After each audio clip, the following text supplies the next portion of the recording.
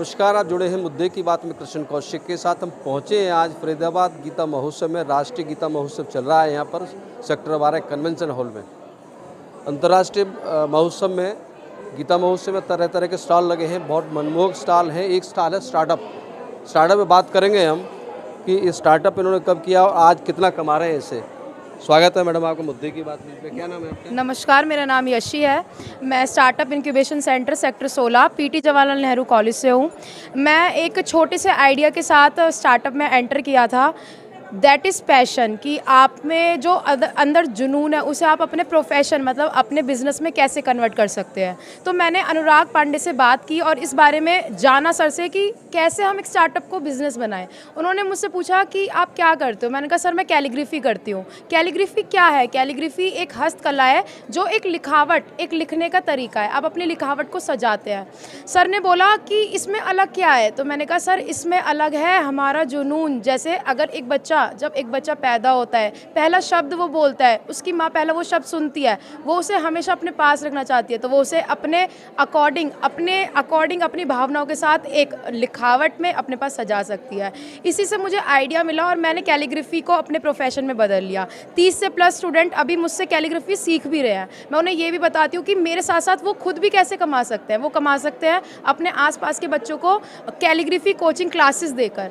पढ़ाई का इसमें कुछ नहीं है, इसमें है आपका जज्बा, जुनून कितना है आपके अंदर। दूसरी बात, मेरे अलग अलग जैसे KL मेहता, मानव रचा, इन सब में वर्कशॉप्स हो चुकी हैं और 50 से ज़्यादा बच्चे मेरी वर्कशॉप्स ले रहे हैं। मेरा फ्लॉलेस आर्टिस्ट कर इंस्टाग्राम पर पेज भी है जिसके बारे में आप ज़्यादा जान सकते हैं और मुझसे जुड़ भी सकते हैं। धन्यवाद। क्या क्या बना रहे हैं अभी? सर मैं बना रही हूँ, ये है मेरा नेम कैलीग्राफी। इसमें आपका नाम और कोई भी शब्द जो आप खुद जुड़वाना चाहे वो भी जुड़वा सकते हैं।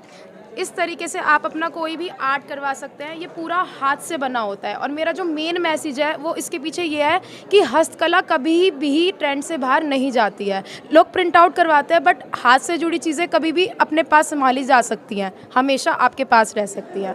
और आपके मन में विचार कब आया, कैसे आया, क्यों आया? जी सर, ये विचार मेरे मन में लॉकडाउन के टाइम पर आया। जब मैं बैठी रहती थी तो मैंने सोचा क्यों ना मैं अपनी स्किल्स को जानूं, अपने अंदर के पैशन को पहचानूं कि मैं क्या हूं। तो मैंने देखा मुझे लिखना बहुत पसंद है। पीछे बैठे बैठे मैं लिखना शुरू कर देती थी। तो मैंने जाना इसके बारे में, सर्च किया गूगल पर, यूट्यूब पर। तो मैंने कहा इसको बोलते हैं कैलीग्राफी, एक प्रोफेशन नाम, दैट इज़ कैलीग्राफी। ये मैंने शुरू इसलिए किया क्योंकि वही कि हम अपने भावों को, अपने इमोशंस को लिखकर बहुत अच्छे से दूसरे वाले को समझा सकते हैं, शो कर सकते हैं और उसी के साथ इससे बिजनेस भी कर सकते हैं। तो मैंने कहा क्यों ना इसको बिजनेस बना लिया जाए।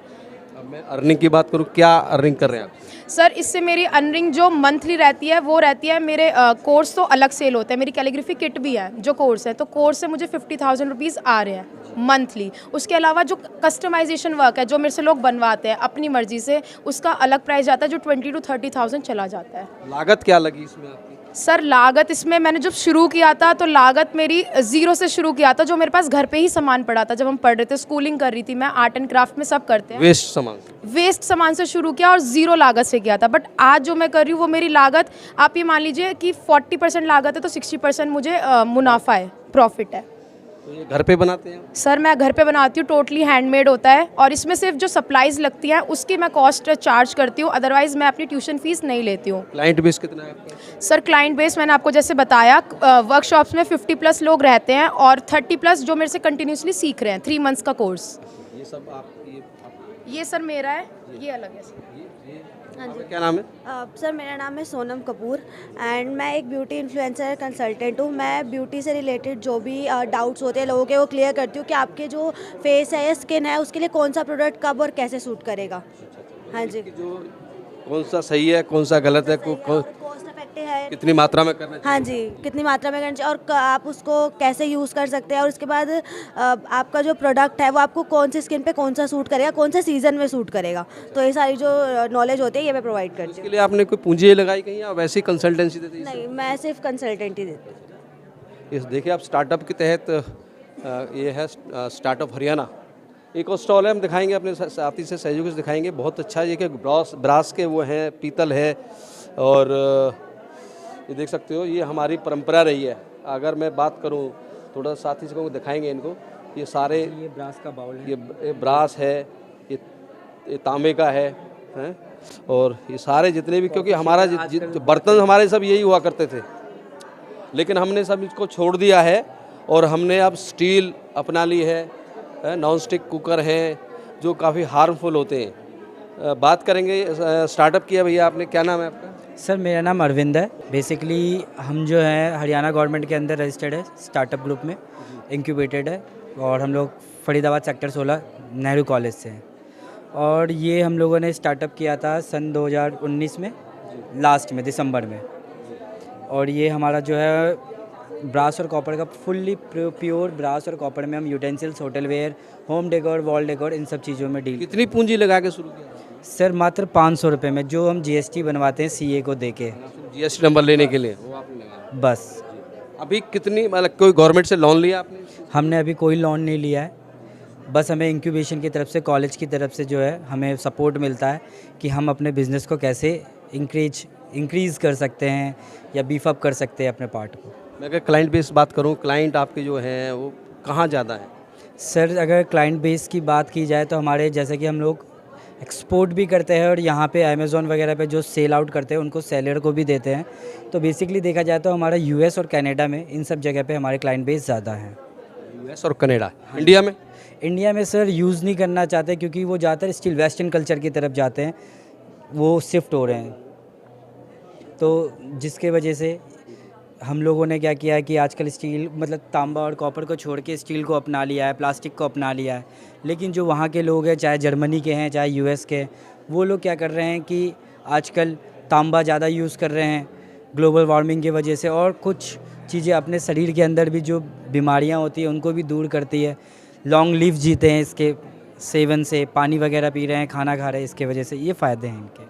क्या नाम है मैडम आपके? सर मेरा नाम श्वेता है एंड हमारा जो कंपनी का नाम है वो अर्थ ट्रेडर है। बेसिकली हम लोग क्या करते हैं कि हमारा जो ट्रेडिशन है उसको हम आगे बढ़ा रहे हैं, कि जैसे पुराने के टाइम पे जो यूज़ किया जाता था उसको हम आज के टाइम पर दोबारा से लाएं और लोग किया आपने? हाँ जी, रीलॉन्च कह सकते हैं कि हमारे ट्रेडिशन को ट्रेंड में बदलना, ट्रेडिशन को हम फैशन में लाए कि आप लोग इसे इस तरीके से यूज़ करेंगे कि लगेगा कि ये फैशन भी है और हमारी हेल्थ भी अच्छी रहेगी। आप समझ सकते हो अभी कितना कमा लेते हो आप इससे? सर इससे जो हमारी लास्ट मंथ की अर्निंग थी वो 10 लाख थी। 10 लाख अर्निंग आपकी, 10 लाख अर्निंग, खर्चे काट के। हाँ जी। पूंजी कितनी लगाई आपने इसमें? सर इसे हमने स्टार्ट करा तो हमने सिर्फ 500 से स्टार्ट करा था इसको, क्योंकि हम लोग को इतनी नॉलेज थी नहीं। तो हम लोगों ने बाहर आना जाना शुरू करा, काफ़ी मेहनत करी, तो हमने एक GST से स्टार्ट करा और आज हम लोग यहाँ पर आए। एक्सपोर्ट कर रहे हो आप? हाँ जी, आज हम इसे बाहर की जितनी भी कंट्रीज है 10+ कंट्री में हम एक्सपोर्ट कर रहे हैं। अगर मैं रेशियो की बात करूँ, आपकी खपत जो है प्रोडक्ट की, बाहर ज़्यादा है या इंडिया में ज़्यादा है? सर ये 90% बाहर ज़्यादा है, 90% आप ये कह सकते हैं कि बाहर इनकी बहुत ज़्यादा मांगे हैं।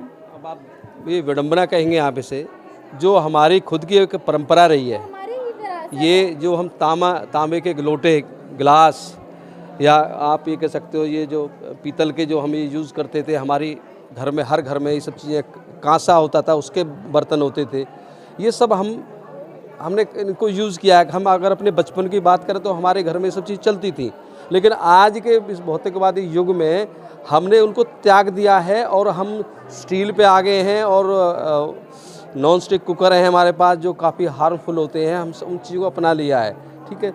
और वहीं जिन चीज़ों को, जो चीज़ें अच्छी चीज़ें थी, हमने उनको त्याग दिया, और पश्चिमी देश जो हैं उन्होंने उनको अपना लिया है। हमने अपनी जो एक हमारी धरोहर, ये कहते हैं जो यूनिक कह सकते हैं, हमारा जो खान पान है वो अपने यहाँ सबसे, दुनिया में सबसे बेहतर है, हमारी कल्चर सबसे बेहतर है, हमारी संस्कृति सबसे बेहतर है, और यहाँ का जो एटमॉस्फेयर है, यहाँ का रहन सहन है, यहाँ के लोग हैं, यहाँ की सभ्यता सबसे बेहतर है। लेकिन हम उसको छोड़ के पश्चिमी सभ्यता को अपना रहे हैं, और जो पश्चिमी देश हैं वो हमारी सभ्यता को अपना रहे हैं। वो हमारे जो खान पान है, हमारे जो बर्तन हैं, हमारी जो रहन सहन की पद्धति है, सबको वो अपना रहे हैं, उसकी तरफ उनका रुझान बढ़ रहा है। तो वो इसलिए बढ़ रहा है क्योंकि वो बेहतर है, वो सबसे अच्छी है, और हम उसको छोड़ रहे हैं। तो कहीं ना कहीं ये सोचने की विषय है, लोगों को इस पर चिंतन करना चाहिए। हमें दिखावे में ना आकर यथार्थ में जीना चाहिए, और अब अपनी जो चीज़ें हैं, जो हमारा जीवन शैली रही है, उसको अपनानी चाहिए। तभी हम स्वस्थ रहेंगे और लंबा जीवन जिएंगे, अच्छा जीवन है, खुशहाल जीवन होगा। आप जुड़े हो तो मुद्दे की बात के साथ में हम किसी अन्य स्टॉल पर फिर ले जाएंगे, स्टॉल पर दिखाएंगे अब, क्योंकि अंतर्राष्ट्रीय गीता महोत्सव में ऐसी बहुत सारी चीज़ें हैं जो हमने छोड़ दिए हैं और हमें उन चीज़ों को हमें अपनाना चाहिए जो हमारी हैं, अपनी हैं, हमारी अपनी पैदावार है, हमारे घर में पैदा होती है। नमस्कार।